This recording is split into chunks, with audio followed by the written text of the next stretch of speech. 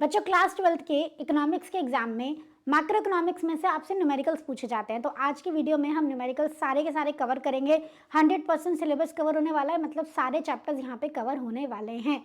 जो भी आपके रिमोटली आपके न्यूमेरिकल बन सकते हैं ना, वो सारे मैं यहाँ पे कवर करूंगी। तो बस वीडियो को एंड तक जरूर देखना, ज़्यादा लंबी वीडियो नहीं होने वाली है। ठीक है, आइए देखते हैं। स्टार्ट करते हैं with the question number 1। Question number 1 है, suppose only one good X is produced in the country. सिर्फ गुड एक्स कंट्री में ही प्रोड्यूस होता है, ऐसा आप अज्यूम कर लो।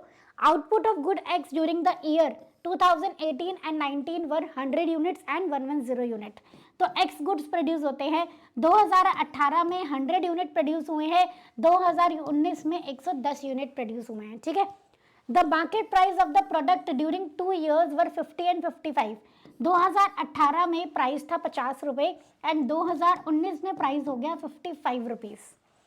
Calculate the percentage change in real GDP in year 2019 using 2018 as the base year. तो आपको रियल जीडीपी में परसेंटेज चेंज निकालना है। तो real GDP is number of units produced into price of base year. हमारा base year कौन सा है? 2018। तो अगर हम 2018 में देखें तो रियल जीडीपी कितना था? हमने 100 यूनिट बनाए थे, 50 रुपये प्राइस चल रहा था, तो हमारा रियल जीडीपी था 5000 रुपये। अगर हम 2019 में आ जाते हैं तो फॉर्मूला अप्लाई करेंगे। नंबर ऑफ यूनिट्स प्रोड्यूस्ड 55 थे, प्राइस ऑफ बेस ईयर है 100। रियल जीडीपी में प्राइस ऑफ बेस ईयर ही रखते हैं हम। ठीक है। नॉमिनल में होता है price of current year into quantity of current year. ठीक है। तो यहाँ पे हमारा हो गया 5500। डिफरेंस कितना है? चेंज इन जीडीपी कितना हुआ है? 500। चेंज इन रियल जीडीपी का परसेंटेज निकालेंगे। Change in real GDP divide bye GDP of base year into 100। तो 500 डिवाइड बाय 5000 इंटू 100, तो हमारा रियल जीडीपी का परसेंटेज चेंज आ जाएगा 10%। क्या समझ में आया? क्या समझ आया? Real GDP is equal to number of units produced into price of base year. Nominal GDP में number of units produced into price of current year होता है। ठीक है। तो ये हमारा फर्स्ट क्वेश्चन का आंसर हो गया। तो इसका आंसर है हमारा 10%। नेक्स्ट चलते हैं हम नेक्स्ट क्वेश्चन पे। Suppose GDP of economy is rupees 2 lakh crore और उसकी कैपिटल स्टॉक है वर्थ रुपीज 3 लाख करोड़। अगर कैपिटल स्टॉक 20% डेप्रिशिएट हो जाती है, indirect taxes amounting to 40,000 crore होते हैं, सब्सिडीज 16,000 करोड़ है, तो आपको डोमेस्टिक इनकम निकालनी है। देख के लग रहा होगा कहाँ से क्वेश्चन आया है। इसको मैं अब सिंप्लीफाई करूंगी। क्वेश्चन मैंने जानबूझ के यहाँ पे लिखा हुआ है आप लोगों के लिए, ध्यान से सुनना, बहुत इजी है, कुछ भी मुश्किल नहीं है। आपको गिवन है GDP at market price 2 lakh.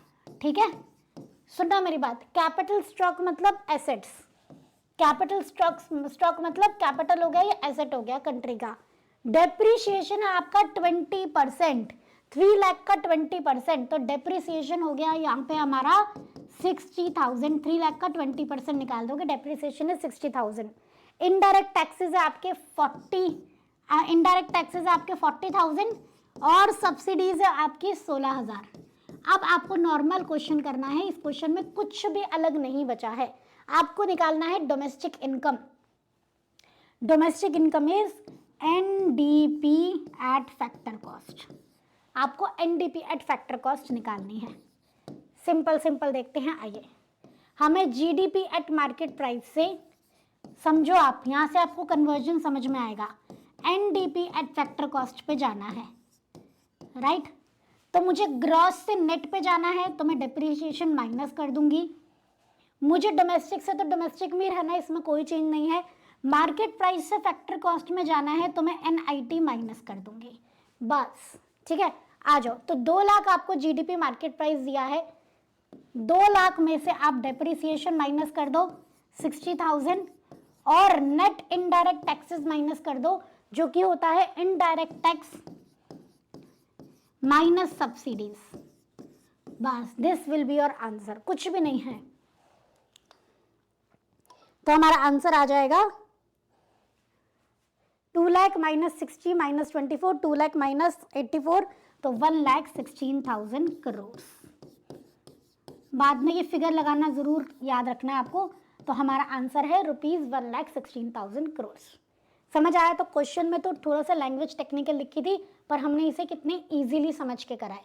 तो capital stock is capital asset, उस हिसाब से डेप्रिसिएशन निकालना है, बस यही मुश्किल था वैसे तो, राइट। चलिए नेक्स्ट क्वेश्चन देखेंगे हम। Assume real income to be ₹200 crore and price index to be 135। आपको नॉमिनल इनकम निकालना है, तो यहाँ पे आपका फॉर्मूला कौन सा यूज होगा? प्राइस इंडेक्स इज, फॉर्मूला लिखेंगे, price index is equal to nominal GDP divide by real GDP into 100। Nominal GDP divide by real GDP into 100। ठीक है, आ जाओ। तो प्राइस इंडेक्स है हमारा 135, नॉमिनल जीडीपी आपको गिवन है, नहीं नॉमिनल ही निकालना है, तो ऊपर लिखो नॉमिनल जीडीपी। रियल जीडीपी आपको गिवन है, यस 200 करोड़ इंटू 100। सॉल्व कर देंगे हम तो नॉमिनल निकल आएगा, right. Nominal GDP is equal two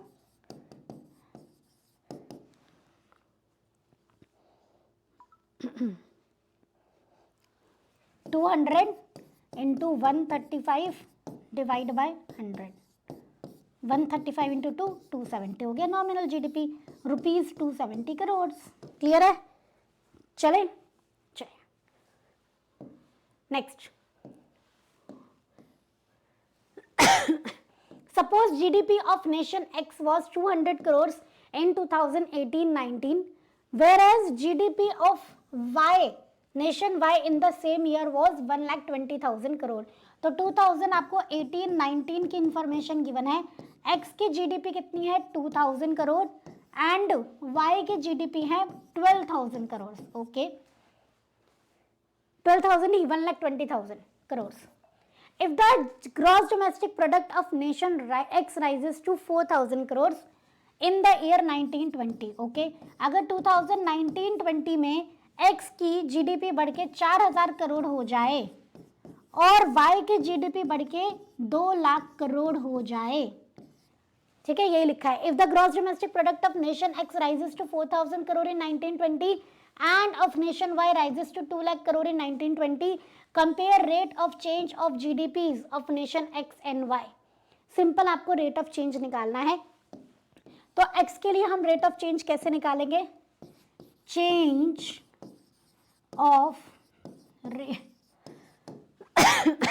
of rate of GDP in nation X, bracket में लिख दोगे नेशन X। कैसे निकालोगे? दोनों में कितना चेंज हुआ है 2000 डिवाइड बाय बेस ईयर कितना है 2000, बेस ईयर पुराना वाला हमेशा से, into 100। Change in GDP divide by base year GDP into 100, तो ये हो जाएगा आपका 100%। तो नेशन X में 100% चेंज आया है और नेशन Y में कितना चेंज आया है 2 लाख, 120 से 2 लाख हो गई है। तो सेम हम लिख देंगे नेशन Y के लिए, तो 80,000 का चेंज आया है, बेस ईयर में है 1,20,000 इंटू 100। इसको सॉल्व कर देंगे हम, ठीक है। तो हमारा आंसर इसमें आएगा 66.67%। बस यही आपको निकालना है। तो ये तो बहुत बेसिक मैथ्स है, इसमें तो कुछ है ही नहीं, बस ध्यान रखना है कि कंपेयर आपको बेस ईयर से करना होता है। आइए नेक्स्ट क्वेश्चन देखते हैं। Find GNP market price. आपको एनडीपीएफसी दिया है, तो पहले आप ये लिख लो कि एनडीपीएफसी से मुझे जीएनपी मार्केट प्राइस पे जाना है। तो this is a very good question, जहाँ पे आपके सारे कन्वर्जन रिवाइज हो जाएंगे। नेट से ग्रॉस में आने के लिए क्या करना पड़ेगा? Plus depreciation. डोमेस्टिक से नेशनल में आने के लिए क्या करना पड़ेगा? Plus NFIA. फैक्टर कॉस्ट से मार्केट प्राइस पे आने के लिए करना पड़ेगा प्लस एनआईटी। ठीक है, आइए तो एनडीपी फैक्टर कॉस्ट से हम कैसे कैलकुलेट करेंगे? 2000 plus depreciation, consumption of fixed capital depreciation का ही दूसरा नाम है, प्लस एनएफआईए कैसे निकलता है? FIFA minus FITA, factor income from abroad minus factor income to abroad. आपको फैक्टर इनकम फ्रॉम अब्रॉड आपको फैक्टर इनकम फ्रॉम अब्रॉड नहीं गिवन है, तो 0 गिवन है। फीटा आपको गिवन है 20, तो एनएफआईए आ जाएगा -20। तो एनएफआईए मुझे प्लस करना है,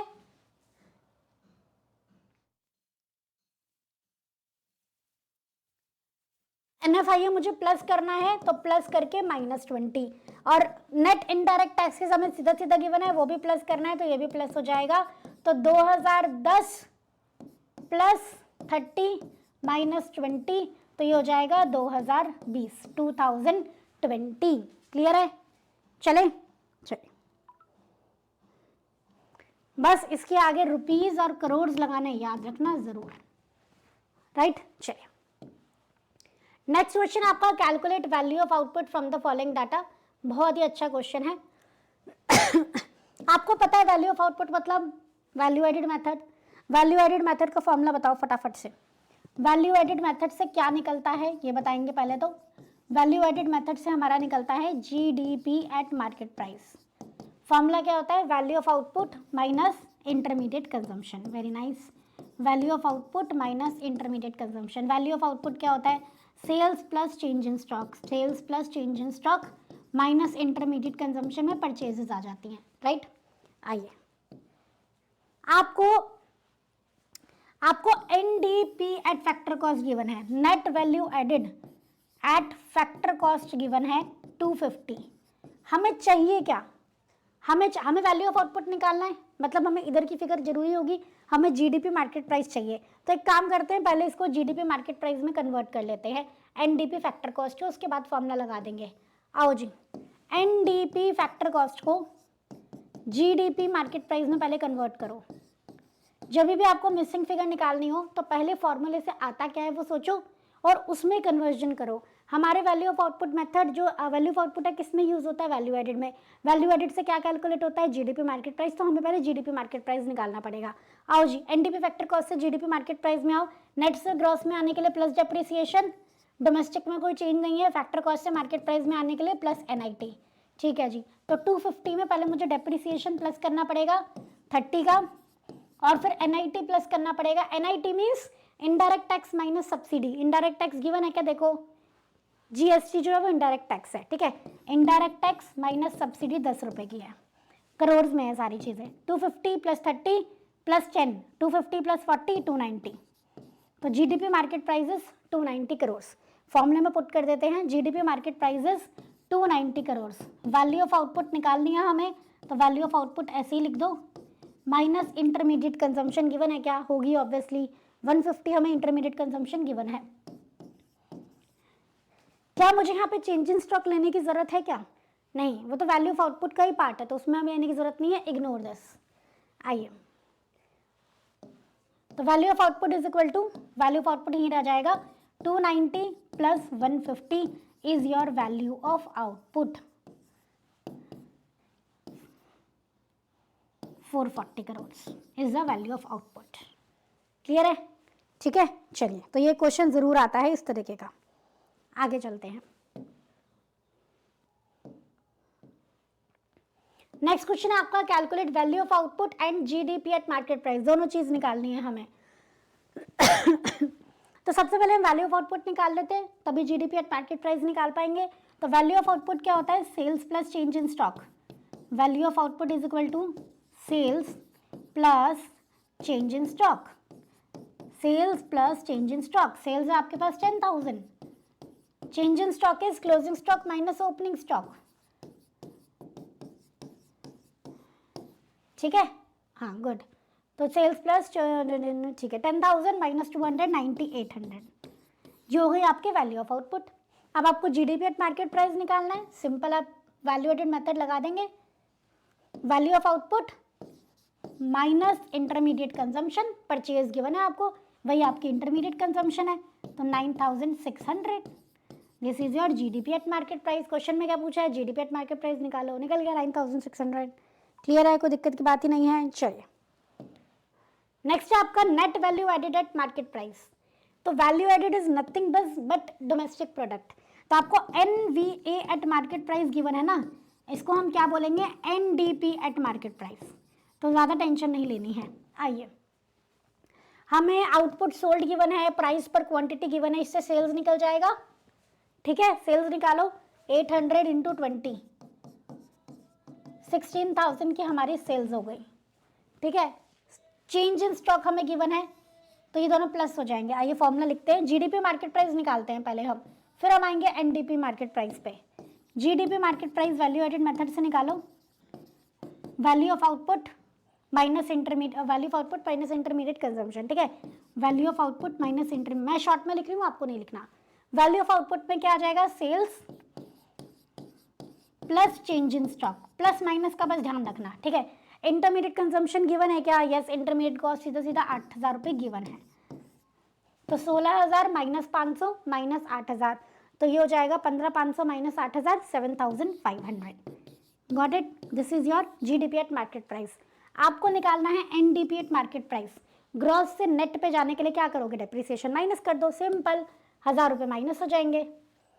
फॉर्मूला पूरा लिखना है, formula NDP market price is equal to GDP market price minus depreciation 7,500 minus 1,000 is equal to 6,500 crore. बेटा आपको सभी चीज़ों को स्टेप्स में लिखना ज़रूरी है, क्योंकि ऑनलाइन चेकिंग में हर चीज़ के स्टेप मार्किंग गिवन है, तो एग्जामिनर आपको स्टेप मार्किंग तभी दे पाएगा जब आपने वो स्टेप किया होगा, राइट। तो प्लीज़ डायरेक्टली आप सीधा आंसर पे शिफ्ट मत जंप होना, आप पूरे स्टेप्स वहाँ पे सॉल्व करके दिखाना, ठीक है। चलिए नेक्स्ट है हमारा on the basis of given data estimate the value of domestic income. ध्यान रखेंगे, domestic income means NDP factor cost. जब भी इनकम होता है तो मतलब फैक्टर कॉस्ट है, यहाँ तो गिवन है, नहीं गिवन होता है एनडीपी फैक्टर कॉस्ट तो डोमेस्टिक इनकम मतलब डोमेस्टिक का डी आ गया, ठीक है, इनकम को फैक्टर कॉस्ट आ गया, और डोमेस्टिक इनकम नेट होती है एनडीपी एट फैक्टर कॉस्ट, ठीक है। आइए, आपको जीडीपी एट फैक्टर कॉस्ट कहीं नहीं मिलेगा, राइट। जब भी फैक्टर कॉस्ट होता है तो नेट हम बोलते हैं 99%। आइए नेक्स्ट आप कैसे करेंगे, आप इसको जीडीपी, अच्छा हाँ, इसमें लगेगा हमारा एक्सपेंडिचर मेथड। एक्सपेंडिचर मेथड हमें क्या कैलकुलेट करके देता है बच्चों, जीडीपी मार्केट प्राइस। तो पहले हम जीडीपी मार्केट प्राइस निकाल लेंगे, फिर हमें जो चाहिए वो हम निकाल लेंगे, है ना। आओ, एक्सपेंडिचर मेथड से जीडीपी मार्केट प्राइस निकालो। Private final consumption expenditure, house hold consumption expenditure is private final consumption expenditure, plus government final consumption expenditure 200 crore. आप फॉर्मूला लिख के आएंगे बेटा वहाँ पे प्लीज, है ना। Private final consumption expenditure, government final consumption expenditure, gross domestic capital formation. ध्यान से सुनो, यहाँ पे gross fixed capital formation given है, तो fixed plus change in stock कर दोगे तो ग्रॉस डोमेस्टिक कैपिटल फॉर्मेशन आ जाएगा, plus net exports. Net exports हमें सीधा सीधा गिवन है -40, तो ये आपका आ जाएगा जीडीपी मार्केट प्राइस। कैलकुलेट करेंगे फटाफट,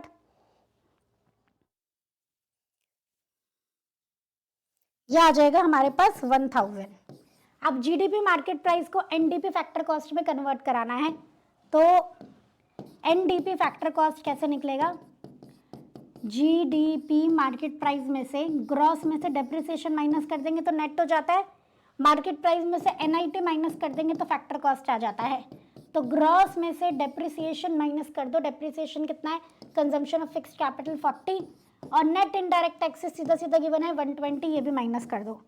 1000 में से 160 माइनस हो गया तो हमारा आंसर आ जाएगा ₹840 करोड़। ये हो गया हमारा एनडीपी एट फैक्टर कॉस्ट। तो आप ये नोट कर लो, domestic income is equal to NDP at factor cost, national income is equal to NNP at factor cost. Question बोलेंगे नेशनल इनकम निकालो, तो क्या निकालोगे, NNP at factor cost. Clear है, चलिए नेक्स्ट आप आई गया लो। नेक्स्ट है आपका calculate the value of NNP at factor cost. नहीं गिवन होता तो भी हमें पता है national income is equal to NNP at factor cost. इसमें आपका इनकम मेथड लग रहा है, देख रहे हो आप, आपके सारे फॉर्मूलेज रिवाइज हो रहे हैं, ठीक है। आ जाओ, तो इनकम मेथड में आप कैसे निकालते हो, इनकम मेथड से निकलता क्या है वैसे पता है आपको, domestic income, NDP factor cost निकालना है, फिर इससे हमें एनएनपी फैक्टर कॉस्ट पे हम चले जाएंगे आराम से, है ना। तो इनकम मेथड से हमें एनडीपी फैक्टर कॉस्ट निकलता है, निकालिए फटाफट। सबसे पहले था आपका वेजेस एंड सैलरीज, मतलब इसके कंपोनेंट कहते हैं compensation of employees, operating surplus, mixed income, है ना। कंपनसेशन ऑफ एम्प्लॉयज में क्या आता है, wages and salaries in cash kind, दोनों चीज ले लेते हो आप, और employers contribution to social security scheme वो गिवन ही नहीं है, तो वेजेस एंड सैलरीज ले लो सीधा सीधा, compensation of employees. Operating surplus में आपका आता है rent royalty, interest, profits.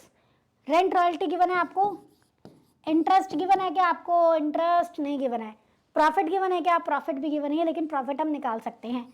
Retained earning, dividend, corporate tax तीनों को प्लस करके प्रॉफिट निकल जाएगा। 400 प्लस 300 प्लस 400, इनको प्लस करके प्रॉफिट निकल जाएगा 700 और 400 1100। ठीक है, तो ऑपरेटिंग सरप्लस में क्या था? Rent, royalty, interest, profit. Rent royalty given था, इंटरेस्ट गिवन नहीं था, प्रॉफिट हमने कैलकुलेट कर लिया।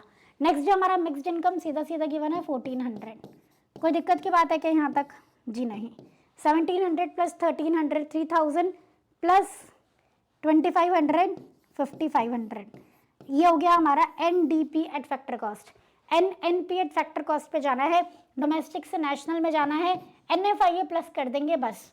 एनएफआईए है आपको -120, प्लस कर दो आ जाएगा।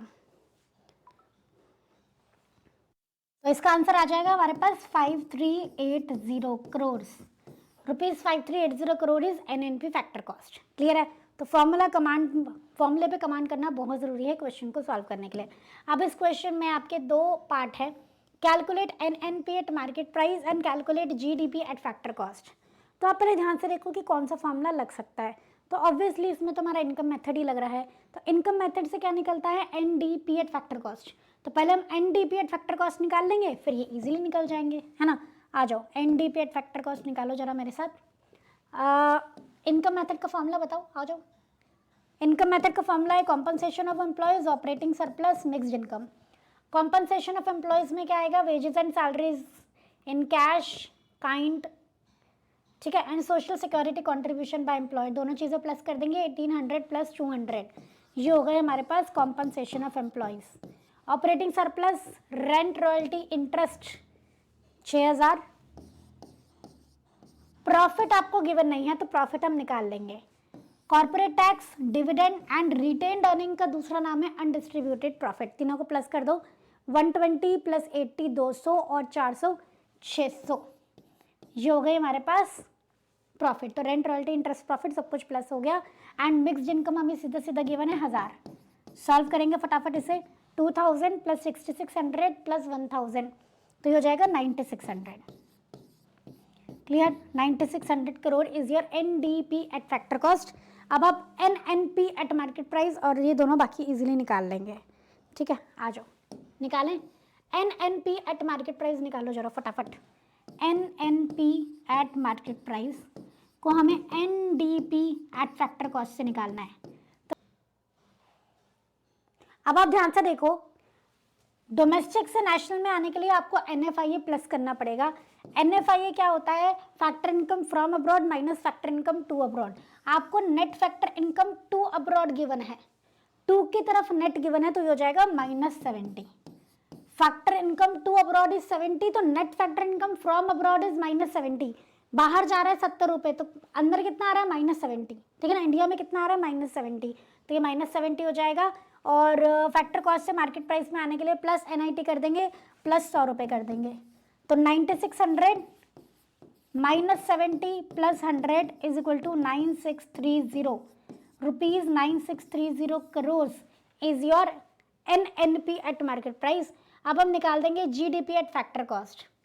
तो देखो इजी तरीका है, एनडीपी फैक्टर कॉस्ट गिवन है, जीडीपी फैक्टर कॉस्ट निकालना है। नेट से ग्रॉस में जाने के लिए डेप्रिसिएशन प्लस कर दो बस। कितना है डेप्रिसिएशन? कहाँ है डेप्रिसिएशन?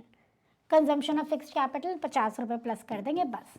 तो 9650 will be your GDP at factor cost, right. चलिए, तो यहाँ तक कोई परेशानी हो तो आप बता देना। आई थिंक मेरे हिसाब से बिल्कुल क्लियर है। आपको ये पता होना चाहिए किस फॉर्मूले से क्या कैलकुलेट होता है। आपका अगर आप इनकम मेथड यूज़ करते हो तो कैलकुलेट होता है एनडीपी फैक्टर कॉस्ट, फिर जो बोला है क्वेश्चन में वो निकाल दो। अगर आप वैल्यू एडेड मेथड यूज़ करते हो तो कैलकुलेट होता है आपका जीडीपी मार्केट प्राइस उस फॉर्मूले से, उसके बाद जो पूछा है वो निकाल दो। अगर आप एक्सपेंडिचर मेथड यूज़ करते हो तो उससे भी कैलकुलेट होता है जीडीपी एट मार्केट प्राइस, उसके बाद क्वेश्चन में जो भी पूछा है वो हम निकाल सकते हैं इजीली। ये पता होना बहुत ज़रूरी है। ठीक है, आइए नेक्स्ट क्वेश्चन देखते हैं। Calculate gross value added at market price. मैंने आपको बोला है वैल्यू एडेड मतलब डोमेस्टिक प्रोडक्ट, तो आपको जीडीपी एट मार्केट प्राइस निकालना है from the given data. Okay, तो ये आपका क्या है? वैल्यू एडेड मेथड है। वैल्यू एडेड मेथड बहुत इजी क्वेश्चन है। देखो sales plus change in stock is value of output. तो value of output minus intermediate consumption is your GDP market price, है ना, as per value added method. Value of output कितना होता है? Sales plus change in stock. ध्यान से देखो, sales में आपका डोमेस्टिक सेल्स भी आ जाएगी, एक्सपोर्ट भी आ जाएगी, दोनों को मिला के आ जाएगी सेल्स। चेंज इन स्टॉक कितना है? -20, तो -20 हो जाएगा। इंटरमीडिएट कंजम्पशन कितना है? Intermediate consumption is single use producer goods, ठीक है, ये दूसरा नाम है उसका, तो -120। ये हो गया GDP market price. 210 -140 plus -140 is ₹70 lakh, तो ₹70 lakh is your GDP at market price. Clear? चलो नेक्स्ट क्वेश्चन हमारा, find gross national product at market price, GNP market price. आपको देखते ही पता लग रहा है कौन सा मेथड यूज करना है, एक्सपेंडिचर मेथड। एक्सपेंडिचर मेथड से क्या आता है? GDP market price. तो पहले हम जीडीपी मार्केट प्राइस निकालेंगे, उसके बाद हम जीएनपी मार्केट प्राइस निकालेंगे। जीडीपी मार्केट प्राइस कैसे निकलेगा? Private final consumption expenditure, government final consumption expenditure, gross domestic capital formation given है क्या? Net domestic capital formation given है मैम, कोई बात नहीं, डेप्रिसिएशन प्लस कर दो, दोनों को प्लस कर दो, नेट ग्रॉस आ जाएगा। Gross domestic capital formation plus net exports, net import given है तो ये -30 हो जाएगा, -30। सॉल्व करेंगे फटाफट, झटपट फटाफट। 800 plus 300 1100 plus 300 1100 plus 300 1400 -30 1370 is your GDP market price. Question आपसे क्या पूछ रहा है? GNP eight market price, domestic से नेशनल में जाना है हमें, तो जीएनपी मार्केट प्राइस क्या हो जाएगा? GDP market price. डोमेस्टिक से नेशनल में जाने के लिए एनएफआईए प्लस करना है। Net factor income to abroad -10 है, तो फ्रॉम अब्रॉड +10 है, +10 हो जाएगा 1380, ध्यान रखेंगे, ठीक है। नेक्स्ट क्वेश्चन देखते हैं, कंप्यूट डोमेस्टिक इनकम, क्या निकालना है? एनडीपीएफसी। कौन सा मेथड यूज होगा देख के बताओ जरा? Expenditure method. एक्सपेंडिचर मेथड से क्या निकलता है? GDP market price, GDP market price, है ना, निकालो जरा। Private final consumption expenditure 2200, government final consumption expenditure जल्दी जल्दी 2500, स्पीड भी मेंटेन करनी है सवाल के साथ साथ। Private final consumption expenditure, government final consumption expenditure, gross domestic capital formation fixed given है तो चेंज इन इन्वेंट्री प्लस करना पड़ेगा। डिक्रीज इन इन्वेंट्री है, हमें इंक्रीज इन इन्वेंट्री प्लस करना होता है, तो डिक्रीज इन इन्वेंट्री है तो माइनस हो जाएगा, ठीक है। Change in inventory, gross domestic हो गया, फिर कैपिटल फॉर्मेशन, नेट एक्सपोर्ट से -420, तो इसको -420 ही ले लेंगे। करें क्या सॉल्व? आइए, 2200 plus 2500 plus 1390 -420 5670 is your GDP market price. अब हम निकाल देते हैं NDP factor cost. GDP market price से एनडीपी फैक्टर कॉस्ट निकालना है, फटाफट बताओ क्या क्या चेंजेस होंगे। ग्रॉस से नेट में आना है तो डेप्रिसिएशन माइनस होगा, कर दो, कितना है? करंट रिप्लेसमेंट कॉस्ट डेप्रिसिएशन का दूसरा नाम होता है, यहाँ लिखा है ब्रैकेट में, वहाँ नहीं लिखा होगा, तो 145 मैंने माइनस कर दिया। और डी से तो डी ही है, मार्केट प्राइस से फैक्टर कॉस्ट में आना है, एनआईटी माइनस कर दो, एनआईटी है 470, 470 भी माइनस कर दिया, आइए जी 470, यह आ गया 5055 रुपीज़, 5055 यूनिट चेक करो, कुछ नहीं गिवन है, छोड़ दो, ठीक है जी, डन। इस तरीके से क्वेश्चन को करना है। नेक्स्ट क्वेश्चन है calculate national income, check test है आप लोगों का। नेशनल इनकम लिखा है, क्या कैलकुलेट करने के लिए बोला जा रहा है? एनएनपी एट फैक्टर कॉस्ट, ठीक है, calculate NNP at factor cost. Same ऐसे ही जीडीपी मार्केट प्राइस निकाल के एनएनपी फैक्टर कॉस्ट पे आ जाएंगे। Private final consumption expenditure, government final consumption expenditure, gross domestic capital formation, net given है, डेप्रिसिएशन प्लस कर देंगे, gross domestic capital formation plus net exports, next import given है, net import is 20, तो net export is -20, ठीक है। ये हो गया आपका जीडीपी मार्केट प्राइस। करेंगे जरा 600, 700, 800, 815, ठीक है। अब जीडीपी मार्केट प्राइस से एनएनपी फैक्टर कॉस्ट पे जाना है, फटाफट से मुझे डिफरेंसेस बता दो। एनएनपी फैक्टर कॉस्ट कैसे निकालूंगी मैं? NNP factor cost is equal to GDP market price में क्या क्या चेंज करना, सब कुछ ही चेंज करना है। ग्रॉस से नेट में आने के लिए डेप्रिसिएशन माइनस होगा, डेप्रिसिएशन माइनस होगा, डोमेस्टिक से नेशनल नेशनल में जाने के लिए NFIA प्लस होगा। ध्यान से देखो, net factor income to abroad है, फ्रॉम अब्रॉड प्लस होगा तो टू अब्रॉड क्या होगा, माइनस हो जाएगा। डोमेस्टिक से नेशनल में आने के लिए NFIA प्लस होता है, प्लस होके, और नेगेटिव में तो माइनस हो जाएगा। फैक्टर कॉस्ट से, मार्केट प्राइस से फैक्टर कॉस्ट में जाने के लिए हमें NIT को माइनस करना पड़ता है। इनडायरेक्ट टैक्सेस 120 है तो 120 माइनस हो जाएंगे। तो ये तीनों चीज़ें माइनस हो गई, 160 ही माइनस हो गए।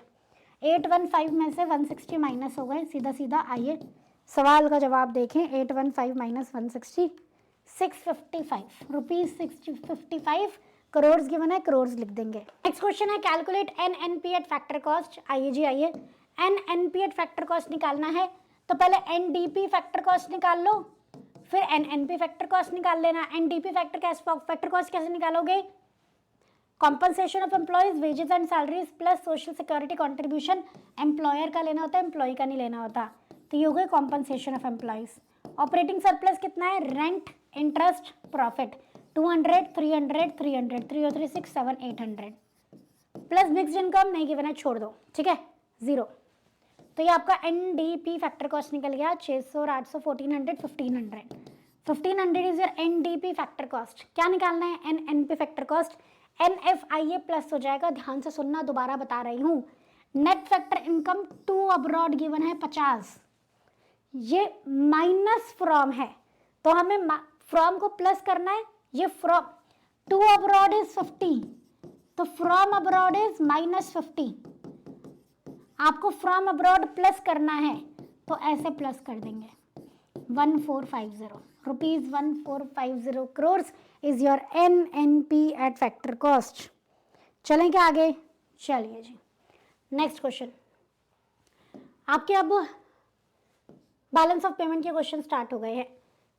The balance of trade shows a surplus of 10,000 crore. What is balance of trade? Balance of trade is export of good minus import of good. तो ये 10,000 सरप्लस है, मतलब पॉजिटिव बैलेंस है। Import is half of the export, तो let export be x, import is half of x।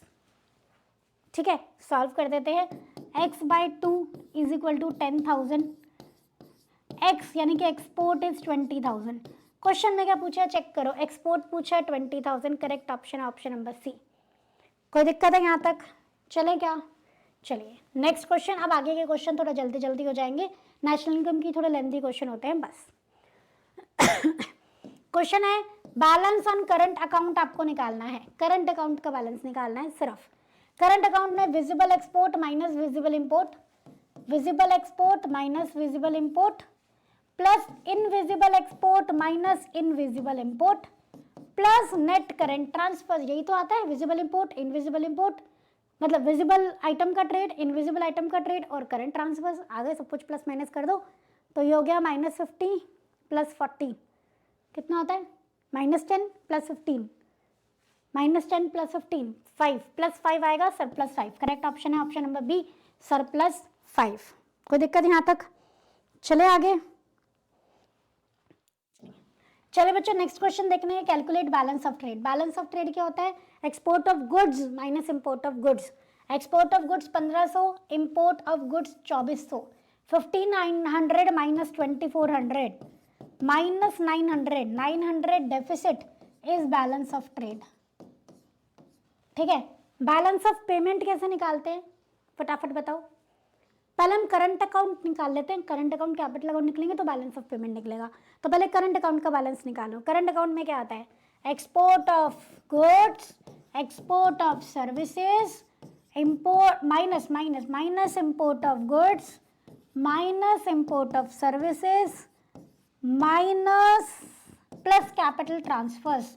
Correct capital transfers from 2 होता तो minus हो जाता। 3500 प्लस 500 4000 माइनस 5000 माइनस 1000। तो आपका करंट अकाउंट का डेफिसिट है 1000। ठीक है, अब निकालो कैपिटल अकाउंट का बैलेंस। करंट अकाउंट निकल गया 1000 डेफिसिट। कैपिटल अकाउंट निकालो, capital account is capital receipts minus capital payment. 5200 minus 4500 सीधा सीधा हो जाएगा 700। 700 surplus is your capital account. अब बैलेंस ऑफ पेमेंट निकल जाएगा करंट अकाउंट और कैपिटल अकाउंट के बैलेंसेस को प्लस करके -1000 plus 700, 300 deficit is your balance of payment. कोई दिक्कत है कि यहाँ तक चलें क्या? 300 deficit is your balance of payment.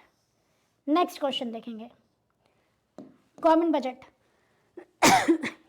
Calculate revenue deficit, fiscal deficit, primary deficit, star लगा लो। Revenue deficit is revenue expenditure minus revenue receipts. Okay, given है हमें रेवेन्यू एक्सपेंडिचर कितना गिवन है 100, रेवेन्यू रिसीट्स कितने गिवन है 80, 100 माइनस 80 20 इज रेवेन्यू डेफिसिट। ठीक है, फिस्कल डेफिसिट क्या होता है? Total expenditure minus total receipts other than borrowings, ऐसा ही होता है, अदर देन बोरोइंग्स। आओ जी, टोटल एक्सपेंडिचर निकालो जरा, revenue expenditure plus capital expenditure. Revenue expenditure is 100, capital expenditure is 110 crore. Total expenditure, total receipts, capital receipts other than borrowings भी given है आपको, तो कैपिटल रिसीट्स और रेवेन्यू रिसीट्स भी गिवन है हमें, अभी हमने ली थी 80, ये हो गई total receipts other than borrowing, दोनों को माइनस कर देंगे, हमारा फिस्कल डेफिसिट आ जाएगा 210 माइनस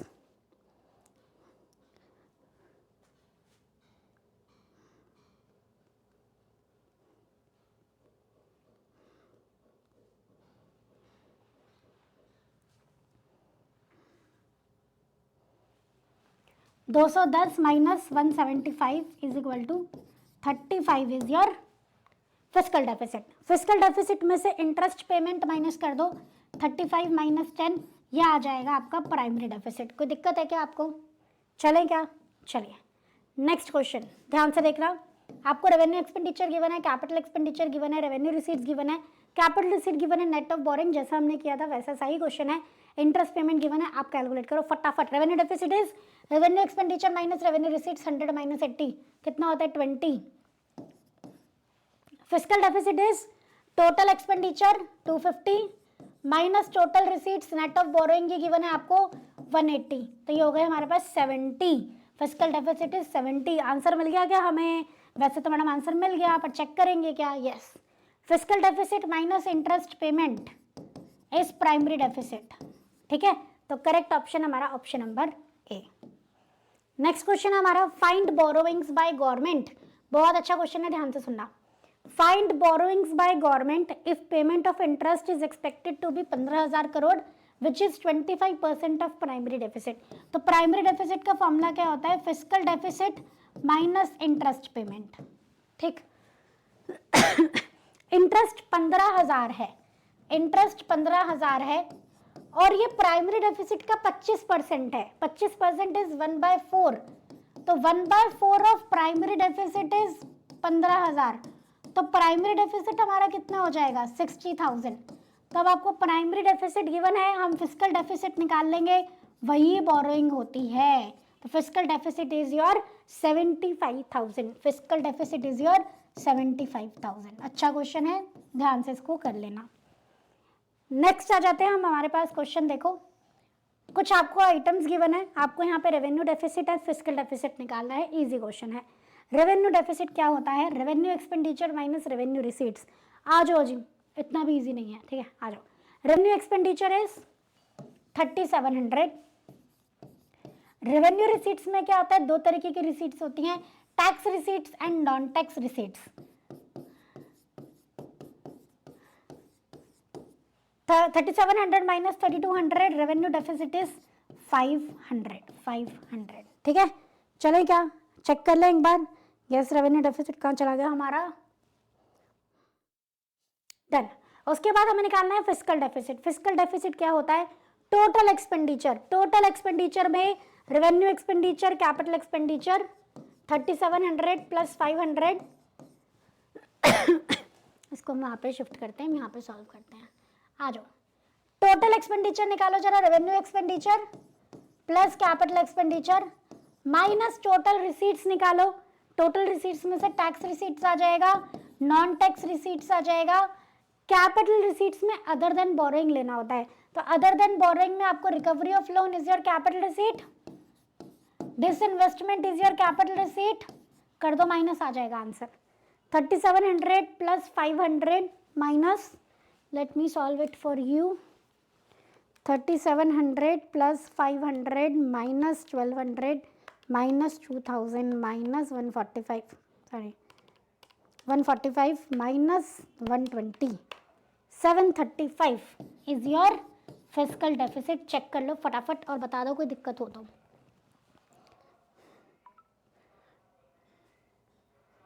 चलें, चलिए ₹735 करोड़, मत बोला मैम ने बताया नहीं, ठीक है, रुपीज और यूनिट जरूर लगाने हैं। आगे चले, नेक्स्ट क्वेश्चन, आपका इनकम एंड एम्प्लॉयमेंट चैप्टर से क्वेश्चन स्टार्ट हो गए हैं। If the value of investment multiplier is 2, k is equal to 2, consumption function क्या होगा, k 2 है तो MPC क्या, k क्या होता है 1/1 minus MPC, 2 is equal to 1/1 minus MPC, 1 minus MPC is equal to, जो ऊपर चला जाएगा 2 नीचे आ जाएगा 0.5, MPC इज इक्वल टू 0.5। तो कंजम्पशन फंक्शन में C बार 50 जो हमें पता ही नहीं है, MPC यहाँ पे आता है ना 0.50, इस समय पता लग गया, this will be our equation, ठीक है। Next question number 27, find addition in investment. Okay, if income rises from 20,000 to 50,000, given C is equal to 2000 plus 0.75y, तो आपको MPC गिवन है 0.75, k निकाल दो, k is equal to 1/1 minus MPC, 1/में 0.25 is equal to 4, k आ गया, change in y by change in i निकाल देंगे, k is equal to change in y by change in i, k is equal to change in y given है आपको 20 से 50 हो गया 30,000, तो चेंज इन i निकल जाएगा 7500, change in i is equal to 7500। कोई परेशानी क्या, ठीक है, आगे चलते हैं। ये क्वेश्चन बहुत अच्छा है, पर्सनली मुझे बहुत अच्छा लगता है क्वेश्चन। देखो यहाँ से आपको मल्टीप्लायर का जो प्रोसेस है वो रिवाइज हो जाएगा।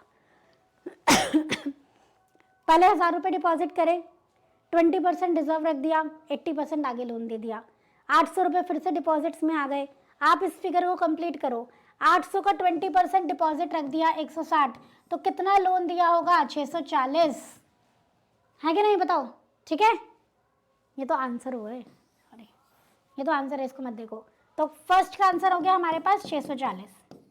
अब आप मेरी बात ध्यान से सुनना, टोटल बोला है, टोटल, ये नेक्स्ट लाइन नहीं है, टोटल है, ठीक है। टोटल डिपॉजिट कितने हो जाएंगे हमें कैसे पता लगेगा, अरे भाई टोटल डिपॉजिट कितने होते हैं 1/में LRR 1 divide by 0.20 is equal to 5 times total deposit हो जाएंगे, तो सेकंड का हमारा आंसर हो जाएगा 5000। सिंपल करो, 5000 का 80% लोन दे दिया जाएगा, तो थर्ड का हमारे पास हो गया 4000 एंड 20% रिजर्व रख दिया जाएगा, फोर्थ का आंसर हो गया हमारे पास 1000। एक और चीज़ होती है कि जब रिजर्व का टोटल इनिशियल डिपॉजिट के बराबर होता है ना, तब आपका मल्टीप्लायर प्रोसेस रुक जाता है, मनी क्रिएशन प्रोसेस सॉरी रुक जाता है, ठीक है। तो वैसे भी फोर्थ का टोटल 1000 होगा तभी मनी क्रिएशन प्रोसेस रुकेगा, वैसे भी मैंने आपको निकाल के दिखा दिया, ठीक है। चलें, नेक्स्ट है आपका calculate K if income rises from 400 to 800 due to rise in investment from 100 to 150। Okay, कुछ सिंपल है। तो K is equal to change in Y, change in Y कितना है 400 अपॉन में चेंज इन आए 50, 8 हो गया के, बस क्या दिक्कत है इसमें, ठीक है। नेक्स्ट है आपका find deflationary gap, very very very good question, very good question. Find deflationary gap. What is deflationary gap? Full employment level पे aggregate demand is less than aggregate supply. Full employment level पे aggregate demand is less than aggregate supply. यही होता है हमारा deflationary gap. Full employment level पे आपको income given है, income ही आपकी aggregate supply होती है, हमें पता है ये aggregate supply given है, ठीक। एग्रीगेट डिमांड निकालना है फुल एम्प्लॉयमेंट लेवल पे। फुल एम्प्लॉयमेंट लेवल पे एग्रीगेट डिमांड क्या होती है, C प्लस आई, 50,000 प्लस 0.8, वाई की जगह फुल एम्प्लॉयमेंट रख दो 1,50,000, ये हो गया कंजम्पशन। इन्वेस्टमेंट हमें गिवन है 20,000 प्लस कर दो जरा, सॉल्व करो। 50,000 सॉरी 5,000 है ये, मैं एक जीरो से कितना कुछ गड़बड़ हो जाता है, तो आप भी केयरफुल रहना। 5,000 प्लस 0.8 इंटू 1,50,000, सॉल्व करेंगे फटाफट।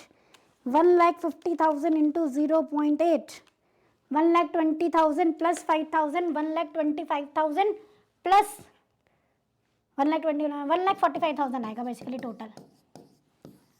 तो at full employment level aggregate demand is 1,45,000, aggregate supply is 1,50,000. what is the deficient demand? Difference निकाल दो। 5,000 is the deficient demand, वही आपकी डिफ्लेशनरी गैप है और क्या है। तो फुल एम्प्लॉयमेंट पे एग्रीगेट डिमांड निकालो, उसको एग्रीगेट सप्लाई से माइनस कर दो, बस। चलिए बच्चों नेक्स्ट क्वेश्चन देखते हैं। फ्रॉम द फॉलोइंग इन्फॉर्मेशन आपको कंजम्पशन और सेविंग फंक्शन निकालना है, अच्छे से करना, बहुत अच्छा क्वेश्चन है। आपको income level of break even point बोला है, मतलब ब्रेक इवन पॉइंट गिवन है, इस पॉइंट पे कंजम्पशन इनकम के बराबर होती है, जहाँ हम बोलते हैं सेविंग जीरो होती है। तो इस पॉइंट पे इतनी ही इनकम है और इतनी ही कंजम्पशन है, ठीक है। MPS गिवन है तो MPC निकल जाएगा 0.8 और ऑटोनॉमस इन्वेस्टमेंट गिवन है। चलो ठीक है आगे देखते हैं। कंजम्पशन फंक्शन निकालो जरा, C bar plus B Y. C is equal to C bar कितना होगा, C बार तो पता ही नहीं है हमें। B कितना है MPC 0.8, Y ले लेते हैं हम 20,000। At this point consumption is equal to income, तो ये कंजम्पशन हमारी इनकम के ही बराबर है। सॉल्व करो जरा, C बार निकल जाएगा। C bar is equal to 20,000 minus 16,000, C bar is equal to 4,000, ठीक है। तो इक्वेशन बनाए हम कंजम्पशन फंक्शन, आ जाओ बस हो गया क्वेश्चन। कंजम्पशन फंक्शन हो जाता है C bar plus B Y and saving function हो जाता है minus C bar plus 1 minus B Y. This is the function, बस इतना ही है इसका यूज, इसमें ऑटोनॉमस इन्वेस्टमेंट का कोई यूज नहीं था, ठीक है। चलिए नेक्स्ट क्वेश्चन देखते हैं। फ्रॉम द फॉलोइंग आपको कंजम्पशन फंक्शन गिवन है, इनका इन्वेस्टमेंट गिवन है, आपको एडी कर्व बनाना है और इक्विलिब्रियम लेवल ऑफ इनकम निकालना है। तो पहले हम इक्विलिब्रियम लेवल ऑफ इनकम निकाल लेते हैं। इक्विलिब्रियम पे एडी और एएस बराबर होते हैं, एएस इज वाई, तो Y is equal to AD is your equilibrium level of income. आओ जरा, aggregate demand is consumption plus investment, aggregate demand is consumption plus investment. Consumption है 2,000 प्लस 0.75 वाई। इन्वेस्टमेंट कितना था, investment कितना है 5,000, 5,000, this is your aggregate demand, ठीक है। तो ये हो गई 7,000 प्लस 0.75 वाई, ये हो गया आपका एग्रीगेट डिमांड का फंक्शन। अगर एग्रीगेट डिमांड का बनाना है तो 7,000 से शुरुआत करेंगे, ठीक है। अब एक जगह पे और चाहिए जहाँ पे ADAS को मीट कर रहा होगा, 2 पॉइंट चाहिए ना आपको एग्रीगेट डिमांड का बनाने के लिए, तो ये तो AD आ गया। इक्विलिब्रियम में AD is equal to AS होता है, is equal to Y, AS is Y only, तो Y is equal to 7,000 plus 0.75 Y, 0.25 Y is equal to 7,000, Y is equal to 28,000। तो इनकम जब 28,000 होगी, ये हमारा इक्विलिब्रियम लेवल ऑफ इनकम है, तो इस पॉइंट पे AD और AS मीट करेगा, बस। अब आपको अगर AD कर्व बनाना है तो आप ऐसे बना के दिखाएंगे, यहाँ पे स्टार्ट कर दोगे कि 7,000 लिख दोगे, ये इनकम बना दो, ये AD कर्व बना दो, और जहाँ पे ये मीट कर रहे होंगे यहाँ पे 28,000 लिख देना, दैट्स इट, ठीक है। बस ऐसे बनेगा आपका AD कर्व, और कुछ यहाँ पे बहुत ज़्यादा ध्यान नहीं देना है, वो यही जानना चाहते हैं कि आपको ये पता है कि नहीं। आओ जी next question. Given below is the consumption function C is equal to 100 plus 0.5 Y. आपको एक एग्जाम्पल लेके शो करना है कि जैसे जैसे इनकम बढ़ेगी APC कम होता जाएगा। ओके गॉट इट, तो APC कम होता जाएगा। कंजम्पशन फंक्शन गिवन है C is equal to 100 plus 0.5 Y. Suppose that income एक ले लो 100, सपोज अगर 1,000 रुपए की इनकम है तो कंजम्पशन कितनी होगी, कंजम्पशन निकालो, 100 प्लस 0.5 इंटू 1000, 0.5 इंटू 1000 500 और 100 600। पी सी कितना हो गया, सी बाय वाई 0.6। ठीक है, अब एक और इनकम लेवल ले लो। अगर इनकम हमारी 2000 हो जाए या 1500 हो जाए तो क्या होगा, 2000 ले लो सिंप्लिसिटी के लिए। अगर इनकम 2000 हो जाती तो कंजम्पशन कितना होता, 100 प्लस 0.5 इंटू 2000, तो ये हो जाता हमारा 1100। तो हमारा सी बाय वाई निकालेंगे जरा, APC C by Y 1100 divide by 2000, solve कर दो फटाफट,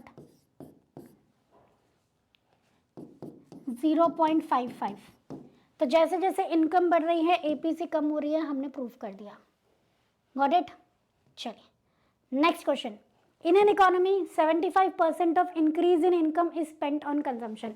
इस लाइन का मतलब होता है एमपीसी इज इक्वल टू 0.75।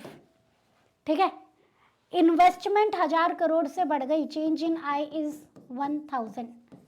आपको इंक्रीज इन इनकम निकालना है। अरे भैया बहुत इजी है, के निकाल लो, 1/1 minus M P C is equal to 1/1 minus 0.75, 1/0.25 is equal to 4।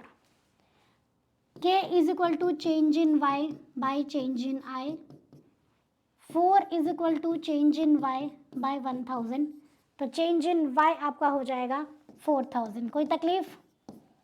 ठीक है, उसके बाद हम कंजम्पशन एक्सपेंडिचर निकाल देंगे अपना। अब आप ध्यान से सुनो, इनकम आपकी कितने से बढ़ रही है, 4000 से। जब भी इकोनॉमी में इनकम बढ़ती है तो 75% खर्च किया जाता है। चेंज इन वाई अगर हमारी 4000 है तो हमने इसका 75% खर्चा कर दिया होगा। ठीक है, तो 4000 का 75% यानी कि हमारी कंजम्पशन भी 3000 से चेंज हो गई होगी। ₹3000 crore is our change in consumption. समझ में आई बात? क्या पूछ, वैसे आपको लगेगा कैसे निकालेंगे, पर change in Y into M P C divide by 100 formula लिख लो, इससे आपके कंजम्पशन का रेट आ जाता है, कंजम्पशन में कितना चेंज आया। ठीक है, इनकम में जितना चेंज आया उसका एमपीसी वाला परसेंटेज निकाल दो, कंजम्पशन में चेंज आ जाएगा। और ये हैं आपके सारे न्यूमेरिकल्स। तरीके के जितने भी न्यूमेरिकल हो सकते थे सब मैंने करा दिए हैं। इन्हीं को या बार बार प्रैक्टिस करना क्वेश्चंस को। एक बार मैंने करा दिए, 2 बार अपने हाथों से कर लोगे, यू आर सॉर्टेड। और वीडियो यूजफुल लगे तो अपने फ्रेंड्स के साथ भी जरूर शेयर करना बच्चों। मिलते हैं नेक्स्ट वीडियो में। Thank you so much everyone. जय श्री श्याम।